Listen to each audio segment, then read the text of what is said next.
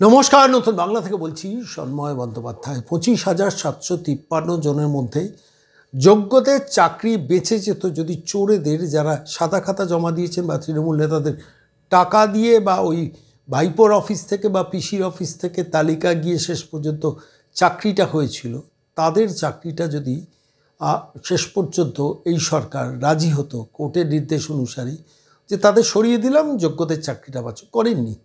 চাল আর কাপড়কে মিশিয়ে দেওয়া, দুধ আর জলকে মিশিয়ে দেওয়ার জন্য শেষ পর্যন্ত 25,753 সবাই মিলে একসঙ্গে ডুবেছেন জলের মধ্যে। আমি আজকে এই পর্বে এই প্রতিবেদনে একটা খুব ইন্টারেস্টিং খবর পেলাম। আমার মনে হলো আজকে নতুন বাংলা দর্শকদের সেটা জানানো দরকার। সরকারের অভিসন্ধি নিয়ে আরও একটা তথ্য আমার কাছে এসছে এবং তার সপক্ষে কিছু তথ্য আছে। আমি সেই তথ্যগুলো নিয়ে আপনাদের কাছে আসবো।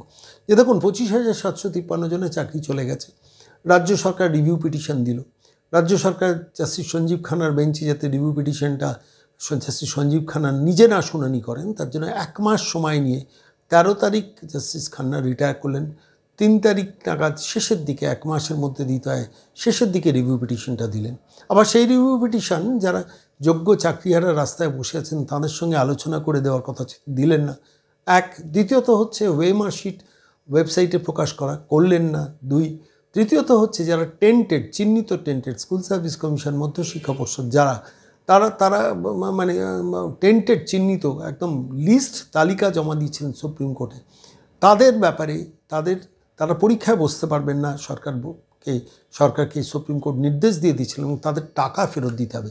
সেই টাকা ফেরত নেওয়ার ব্যাপারে কোনো উদ্যোগ সরকার নিচ্ছে না।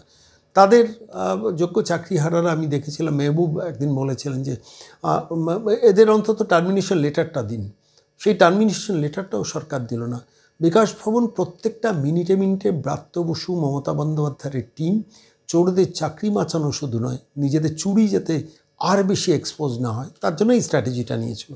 তার জন্য নতুন করে চাকরির পরীক্ষা সুপ্রিম কোর্টে দোহাই দিয়ে দেখিয়ে করলেন, কিন্তু রিভিউ পিটিশনটাকে আরও দুর্বল করলেন। কখনো মধ্যশিক্ষা পর্ষদকে দিয়ে একটা স্পেশাল লিভ মানে স্পেশাল মানবিকতার আবেদন করিয়ে যে 31শে ডিসেম্বর পর্যন্ত যাতে এরা স্কুলে যেতে পারে।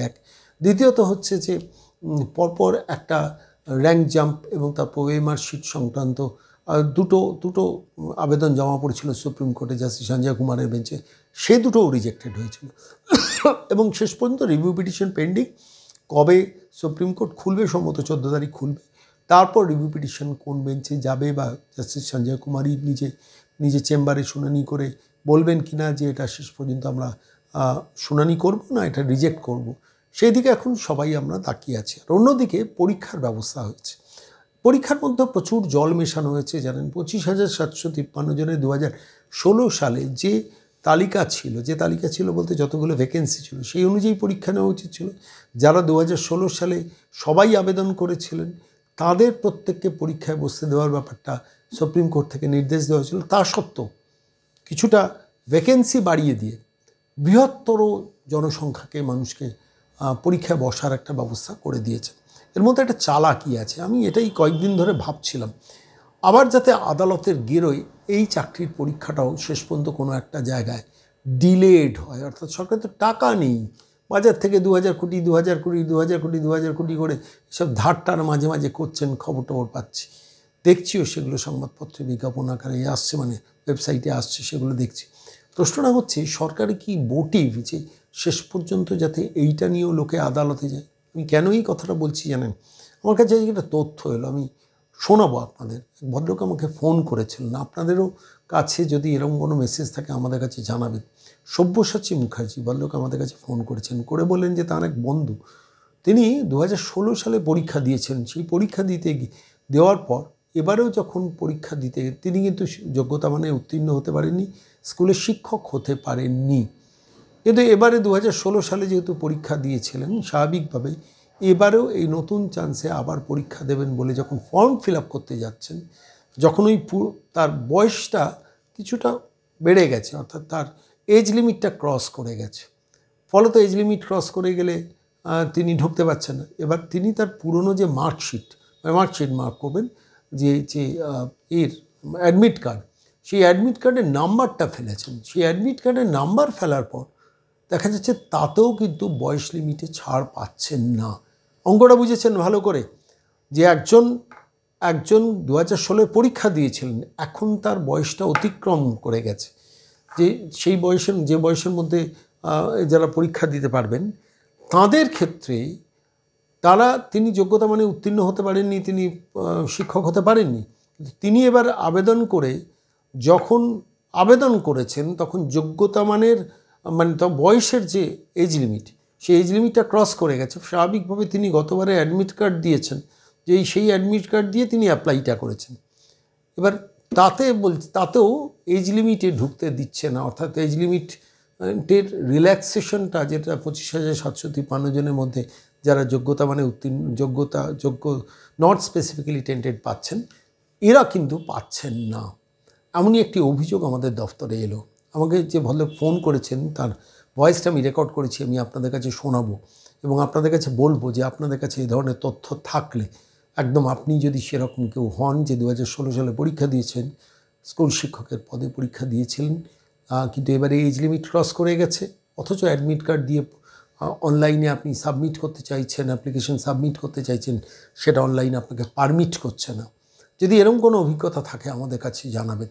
আমি সরাসরি সব্যসাচী মুখার্জির বক্তব্যটা শোনাবো, যেখানে তিনি পরিষ্কার বলছেন তার এক বন্ধু তিনি চেষ্টা করেছিলেন তার অ্যাডমিট কার্ড জমা দিয়ে, এবং শেষ পর্যন্ত চেষ্টা করে অ্যাডমিট কার্ড জমা দিয়েও, অ্যাডমিট কার্ড নাম্বার দিয়েও এজ রিল্যাক্সেশন তিনি পাননি। তখন স্বাভাবিকভাবে তিনি তার বন্ধুর সঙ্গে শেয়ার করছেন। সেই বন্ধু আবার আমাকে টেলিফোন করে সমস্ত ঘটনা বললেন। আমি জানি না এই অভিযোগটা সত্য কিনা, যদি এই অভিযোগ সত্য হয় কেন, কী কারণে হতে পারে।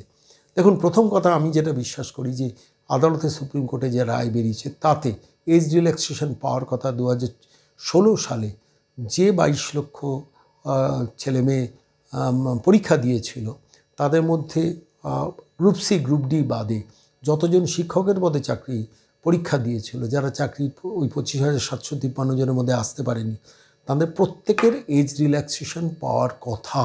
সুপ্রিম কোর্টের রায় যদি যতটুকু আমি বুঝেছি আমার বুদ্ধিতে, তাতে আমার মনে হয়েছিল যে তাদের এজ রিল্যাক্সেশন পাওয়ার কথা।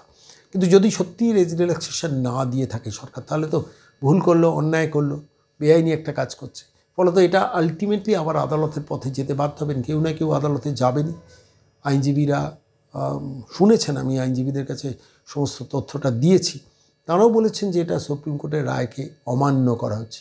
অমান্য করার প্রবণতাটা কেন, এখানে লুকিয়ে রয়েছে একটা অন্য অঙ্ক, সেটা সুদীপ্ত দাশগুপ্ত আইনজীবী বলেছেন।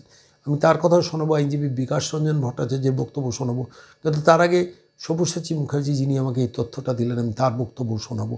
যে সুদীপ্ত দাশগুপ্ত যেটা বললেন যে এটা আসলে সন্ময়বাবু আর কিছু নয়, এই নিয়োগ প্রক্রিয়াটাও যাতে আবার ঘেঁটে যায় এবং শেষ পর্যন্ত এই আদালত এবং বিচারপতিদের দিকে আঙুল দেখিয়ে বলা যায় যে ওদের জন্যই তো আমরা রিক্রুট করতে পারছি না, ওদিকে সরকারের টাকাটা বাঁচবে। কি নিখুঁত অপারেশন যদি এই তথ্য সত্যি হয়। আমি জানি না আপনাদের কাছে যদি এই ধরনের কোনো তথ্য থাকে, দয়া করে আমাদের দপ্তরে ফোন করে, হোয়াটসঅ্যাপ করে জানাবেন এবং আমরা আইনজীবীদের কাছে আপনাদের তথ্যগুলো পৌঁছে দেবো। আজকে এই মুহূর্তে চলুন, সব্যসাচী মুখোপাধ্যায় তিনি প্রথম আমাদের ঘটনাটা জানালেন, তারপর আমি সরাসরি তাঁর বক্তব্যটা প্রথমে শোনাবো। তাঁর বক্তব্যের প্রেক্ষিতে আমি সরাসরি আইনজীবী বিকাশ রঞ্জন ভট্টাচার্যের সঙ্গে ফোনে কথা বলেছিলাম, তাঁর বক্তব্যটা শোনাবো এবং পরিশেষে আইনজীবী সুদীপ্ত দাশগুপ্ত, তাঁকেও আমি সমস্ত ঘটনাটা বললাম, তিনি কি বলেন তাঁর বক্তব্যটাও পরপর আপনাদের শোনাবো। হ্যাঁ, নমস্কার সন্ময়বাবু। হ্যাঁ, বলছি একটা খবর আপনার সূত্র ধরে পাচ্ছিলাম, যেটা একটু ক্লারিফিকেশন দরকার। আপনি বলছিলেন যে স্কুল সার্ভিস কমিশনে 2016 সালে যারা পরীক্ষায় বসছিল, যাদের বয়স বেড়ে গেছে, তাদের কিন্তু এজ রিল্যাক্সেশন দিচ্ছে না। ব্যাপারটা একটু পরিষ্কার করুন তো, খুব সংক্ষেপে দ্রুত বলুন। ব্যাপারটা হচ্ছে 2016 সালে সুপ্রিম কোর্টের যে রায় ছিল যে 2016 সালে যারা বঞ্চিত চাকরি প্রার্থী টেন্টেড বাদে প্রত্যেকেই বয়সের ছাড় পাবে, কিন্তু এসএসসির যেখানে নবম দশম একাদশ দ্বাদশে যে ফর্ম ফিল আপ হচ্ছে, তারা ওখানে শুধুমাত্র যারা চাকরি পেয়েছে বা যারা অ্যাপয়েন্টমেন্ট লেটার পেয়েছে শুধুমাত্র তাদের জন্যই ওরা এজ রিল্যাক্সেশন দিচ্ছে। সেখানে তাদেরকেই ওরা প্রিভিয়াস যে রোল নাম্বার সেই রোল নাম্বার ইনপুট করতে বলছে, বাকিদের কোনো রকম কোনো এজ রিল্যাক্সেশন এখনো পর্যন্ত দিচ্ছে না। আচ্ছা, ঠিক আছে। তো মানে ওখানে যখন ফর্মটা অনলাইনে ফিল আপ করা হচ্ছে, সেই অনলাইন ফিল আপের জায়গাটায় মানে যখন মানে আপনারা ধরুন পুরনো 2016 সালের এর অ্যাডমিট কার্ডের নাম্বারটা দিচ্ছেন, তখন তাদের হ্যাঁ। কোনো এজ রিল্যাক্সেশন দিচ্ছে না, দিচ্ছে তাই না, তো? ব্যাপারটা হচ্ছে আমি গ্রুপ সি গ্রুপ ডি দিয়েছিলাম, কিন্তু এখন ওরা group C group D notification বার করেনি। আচ্ছা। আমার এক বন্ধু হ্যাঁ, সে এরকম নবম দশমে দিয়েছিল, হ্যাঁ। কিন্তু সে নবম দশমে দিয়ে দিয়েছে, তার এই এজ রিল্যাক্সেশন সে পাচ্ছে না।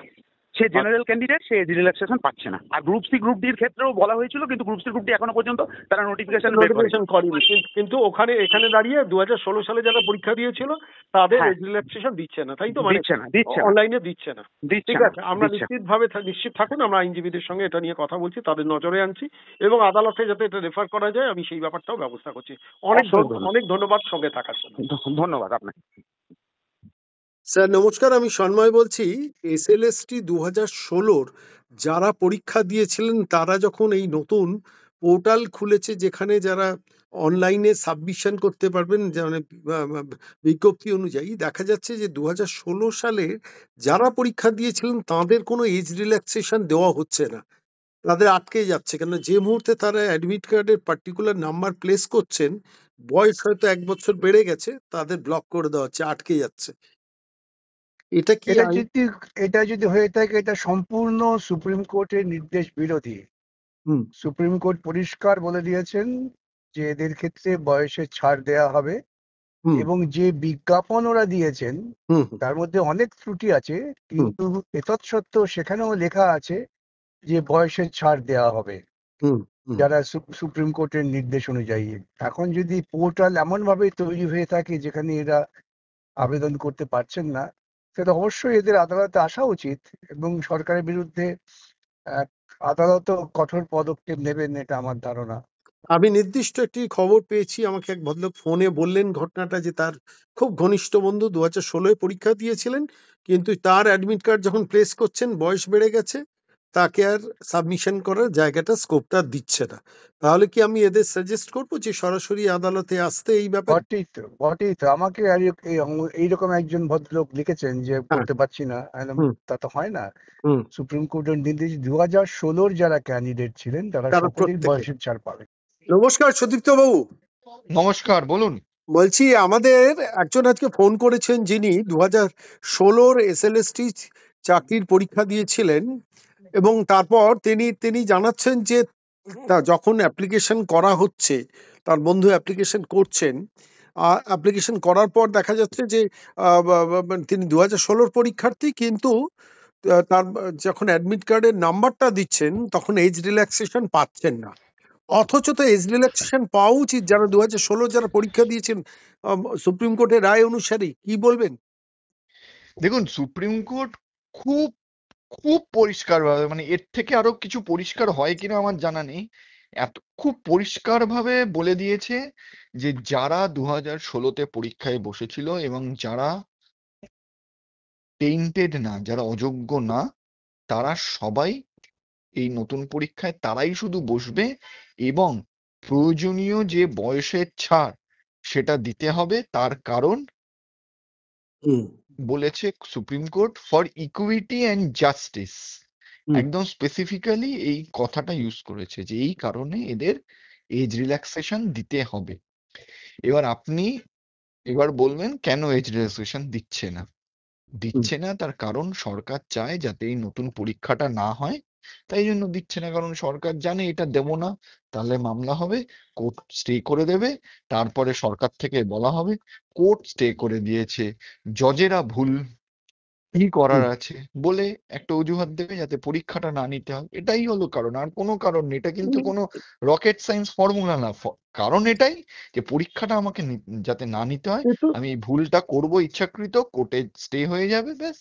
এ আমি তো বলবো যে কোর্টের জন্য নিতে পারেনি, এটাই কারণ।